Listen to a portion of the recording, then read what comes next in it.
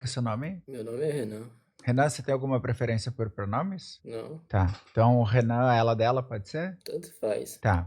Gente, Renan, pronomes ela dela. Renan, como que eu te ajudo? Você tem alguma dúvida sobre os temas da live? Você tem algum questionamento? Eu tô supondo que exista a lei de XX e XY, né? Pelo tema ali da live. Você tá supondo? Não, que você tem uma proposta também de que há outros tipos de variedades. Não é que eu tenho uma proposta, existem outras variações cromossômicas. Isso é um fato da ciência, não é uma matéria de discussão. Eu não sei, eu ponho como um tema porque as pessoas têm mania de querer discordar disso, né? Mas não é um tema em que caiba debate no fato da existência ou não. Elas existem. Agora, se a pessoa não acredita que existem, eu gostaria até de entender por que que ela acredita nisso, né? Mas essa afirmação, ela advoga o quê? Basicamente, que argumento de que mulher não é só definido Não, cromossomicamente? é literalmente uma colocação sobre biologia que cromossomicamente existe coisas além de XX e XY. E, inclusive, cromossomos por si só não servem para fazer a determinação sexual de um ser humano. Existem outros fatores para a formação do sistema reprodutivo interno e do aparelho externo, porque a gente tem áreas internas que são formadas e áreas externas que são formadas, que dependem das ativações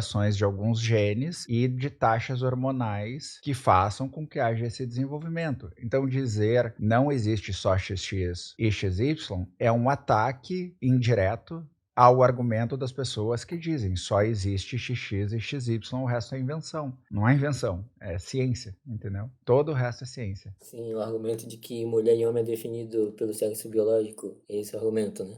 Não, não, isso não trata disso. Isso só fala de biologia, única e exclusivamente de biologia. Quem diz que mulher e homem são definidos pelo sexo biológico são as pessoas que utilizam o argumento de que só exista XX e XY.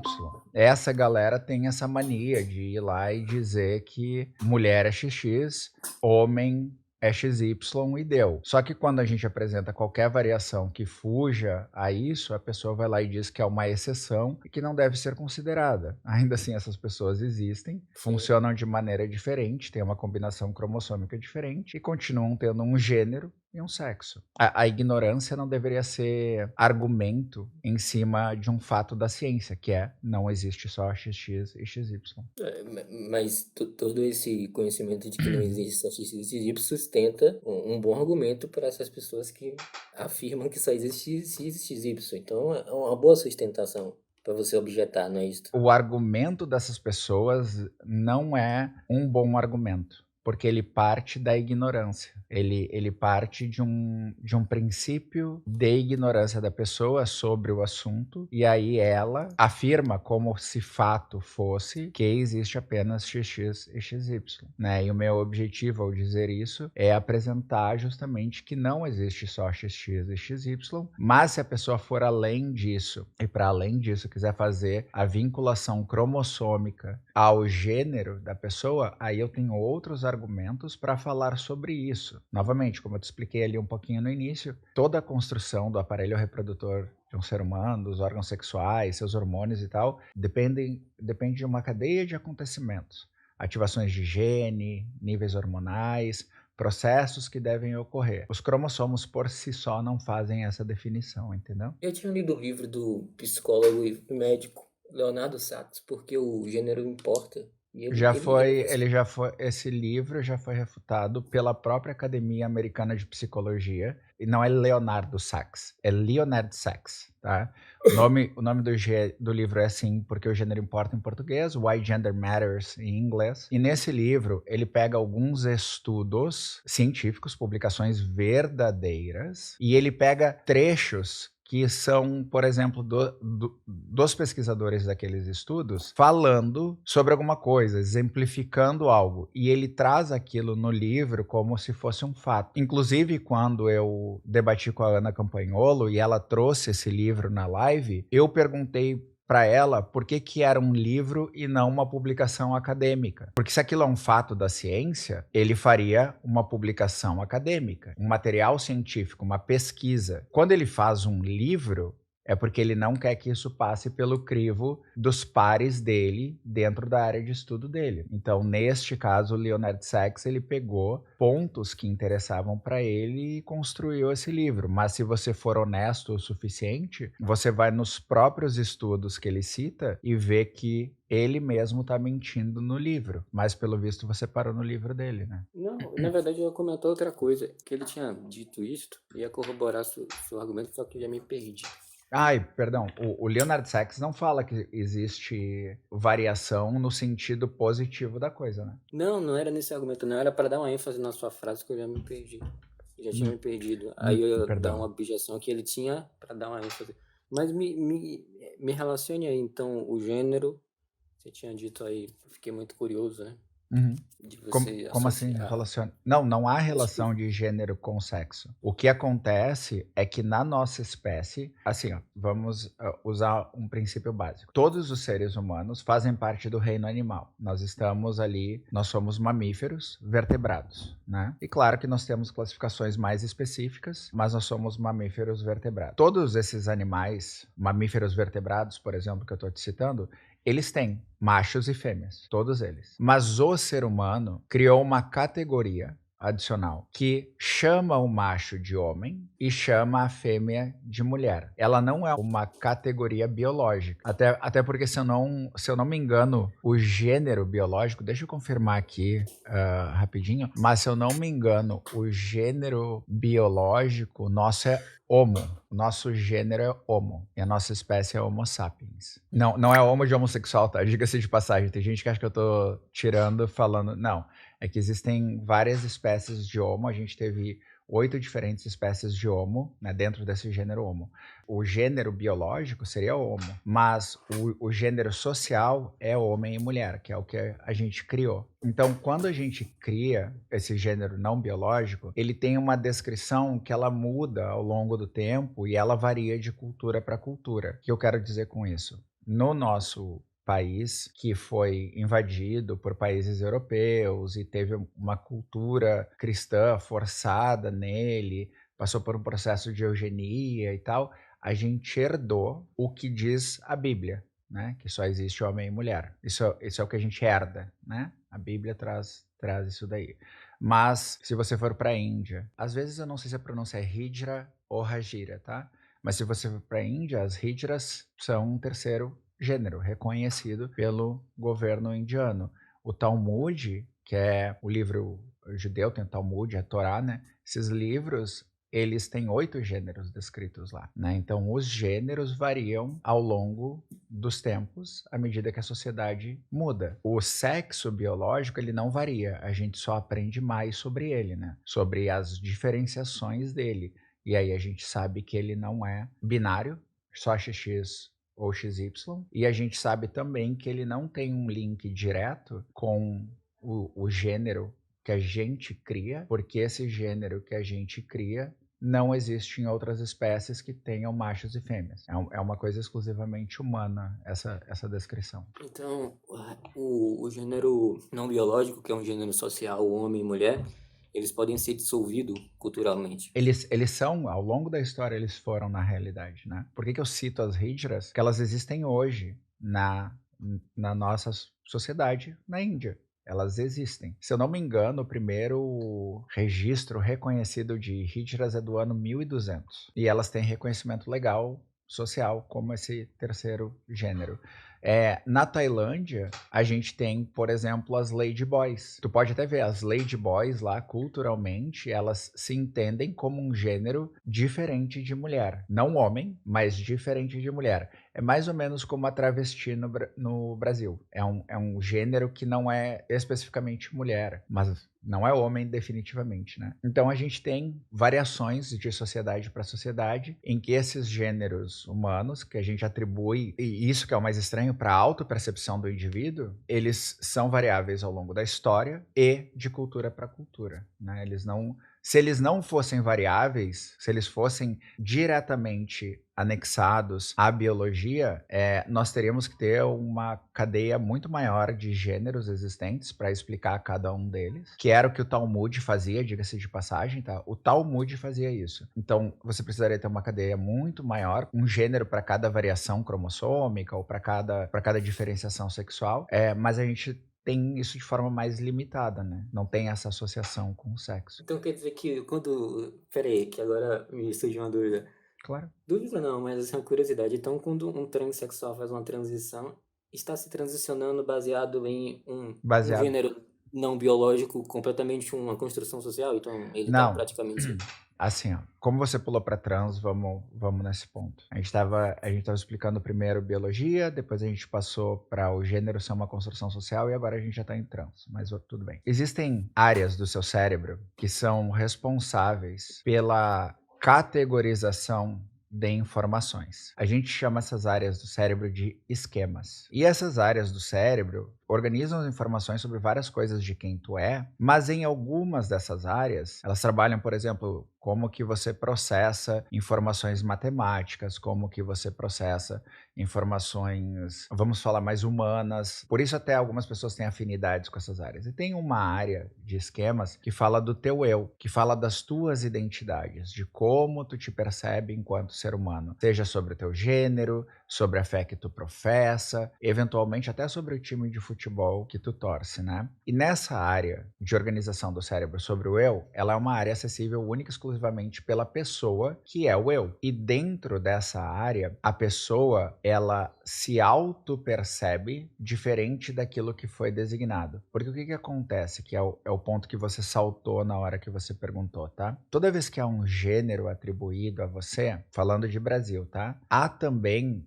uma série de papéis sociais que são atribuídos a você e expectativas sociais que são atribuídas a você. Não é simplesmente alguém botou carimbo em você, né? Botou carimbo, pum, botou carimbo de novo, tum. Não é só isso. Além do carimbo, você recebe tipo um checklist de coisas que você tem que fazer, né? Se você é menino, você tem que usar azul, você tem que brincar de carrinho, você tem que gostar de futebol, você tem que fazer lutinha com seus amigos, tem que se sujar na rua, né? E se você é menina, tem uma outra série de listas, né? Eu estou dizendo como a nossa sociedade funciona, né? Só que os indivíduos são mais complexos do que isso. Então, o que acontece? Quando o ser humano, esse transexual, transgênero no caso, né? Transexual a gente quase não usa mais, mas podemos usar, não tem nenhum problema. Mas quando esse indivíduo transgênero, ele se desenvolve e se auto-percebe, ele vê que aquilo que foi atribuído a ele não encaixa com a autopercepção dele e que sim outras coisas na sociedade se encaixam mais próximo daquilo. Existem algumas explicações da neurobiologia e da neurociência que tratam disso, que tratam do desenvolvimento fetal e que falam da influência de hormônios durante a gravidez, que fala da diferenciação de quando ocorre o desenvolvimento sexual e quando ocorre o desenvolvimento cerebral, né? Então a gente tem na sexta semana o desenvolvimento inicial, né? O gatilho de qual sexo biológico aquele indivíduo vai ter, mas a gente começa a ter formação de neurônios na 10ª semana. Então é perfeitamente possível, e até um dos médicos responsáveis pelo Antigos lá de São Paulo, que é o Centro de Acolhimento Trans, ele já explicou isso, é perfeitamente possível que sexualmente você se forme de um jeito que o seu cérebro entende de outro. Então você está tendo toda a formação sexual feminina, mas o seu cérebro está construindo como se você fosse um indivíduo do sexo masculino, né? Então essa é uma possibilidade, mas não existe uma determinação na ciência do que exatamente causa. Existem vários fatores que contribuem, mas não existe um fator causal. A única coisa que é tranquila de ser encontrada ou obtida é a informação do próprio indivíduo de como ele se auto-percebe. E como é uma área que não é acessível de maneira externa, a única forma de você saber é justamente perguntando para esse indivíduo. Por isso que eu, inclusive, te perguntei os teus pronomes no início, e tu disse que tu não tinha preferências, e eu entendi que poderia usar ela dela, porque você não se importa com pronomes. Então, ficou meio implícito que se usar ela dela, ele dele, elo delo, você tá de boa com qualquer um deles, né? Mas por que que eu cheguei a essa conclusão? Porque eu perguntei para você, e a partir da sua resposta, eu posso ter um comportamento em relação a quem você é. Você consegue se aprofundar mais quando você diz autopercepção? Tá residido em quê? Tá baseado em quê essa autopercepção Como do tu, indivíduo? como tu te Que se percebe? autopercebe para poder se Ó, autodefinir, enfim, nós ter somos influência. você concorda que nós somos Oi. seres sociais? Não somente as redes sociais. Eu gostaria que você voltasse, se você estiver gravando a live, porque eu tô vendo que você tá conversando aí ao lado também, que você voltasse 5 segundos na live e veja se eu perguntei se nós somos só seres sociais. Não. O que que eu perguntei? Você concorda que nós somos seres sociais? Isso. Não é uma pergunta simples? É Ela tem porque uma o às vezes às vezes quando alguém me pergunta assim, esse dá uma ideia de definição absoluta, sabe? É aquilo e pronto. Por isso que eu interpretei de outra forma. Tá, Mas mas sim, eu vou pedir a gentileza, pelo menos para mim, que quando eu fizer uma afirmação só, você pode ter certeza que eu vou deixar ela bem explícita. Da mesma forma que eu fiz uma afirmação que é não só. Não existe só x, x e xy.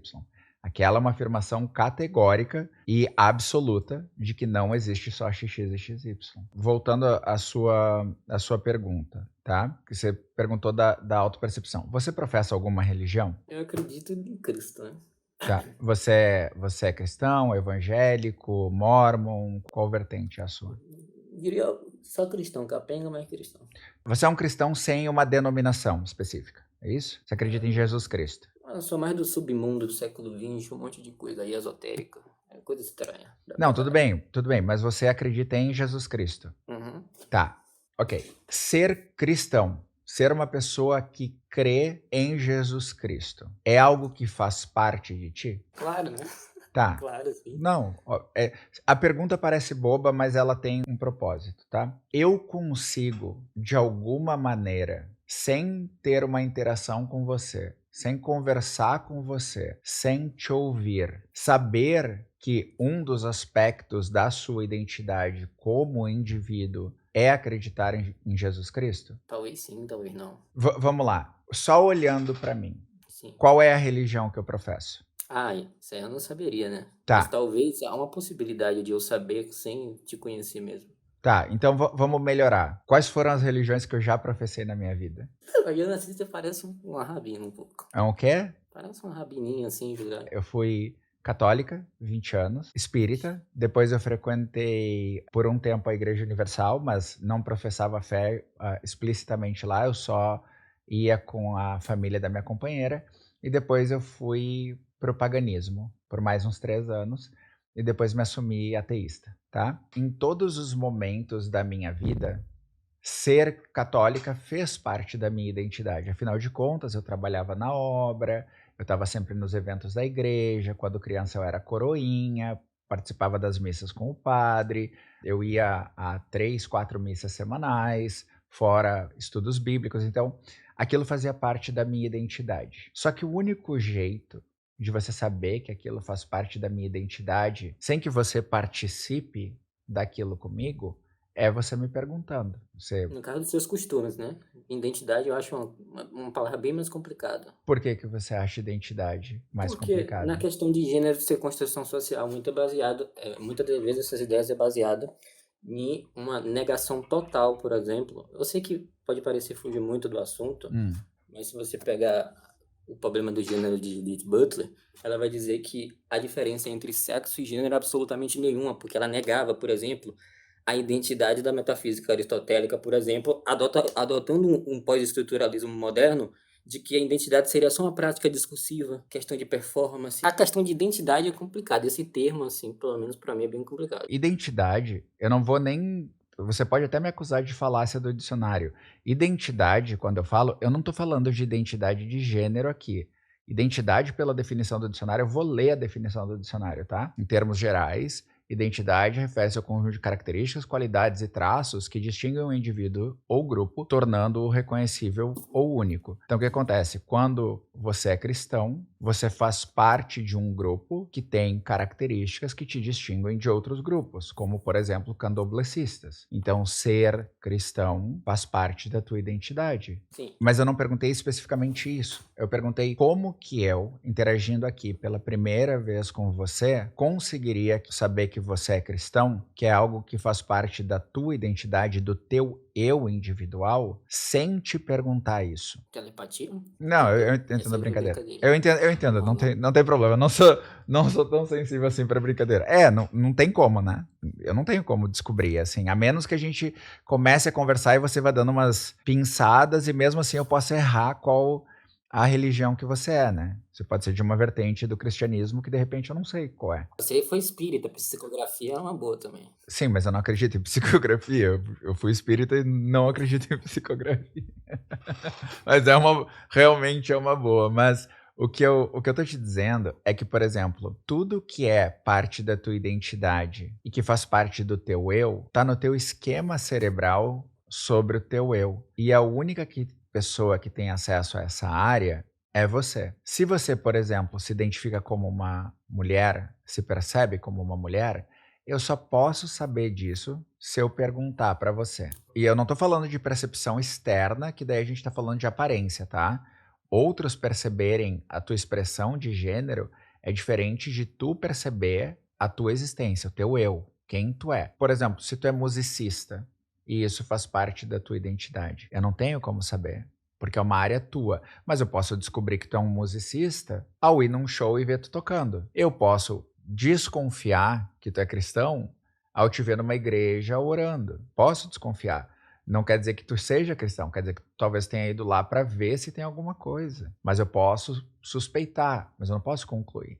Da mesma forma que eu não tenho certeza como concluir o seu gênero e até o seu sexo apenas olhando para ti. Eu posso supor estatisticamente e posso errar, mas são suposições. A única forma de eu ter certeza é só te perguntando. Considerando que a pessoa também possa mentir, né? E se na sua autopercepção cometer auto-engano e tá longe da realidade, ou do senso de realidade. Você precisa explicar bem melhor isso daí. Você largou um conceito bem solto aí, e você pode ver que eu até tô falando bastante, porque eu explico cada uma das coisas que eu tô falando na maior quantidade de detalhes possível para que, se você tiver algum questionamento, você pode fazer. Vamos pegar o meu caso, tá? Como que eu poderia mentir a minha autopercepção?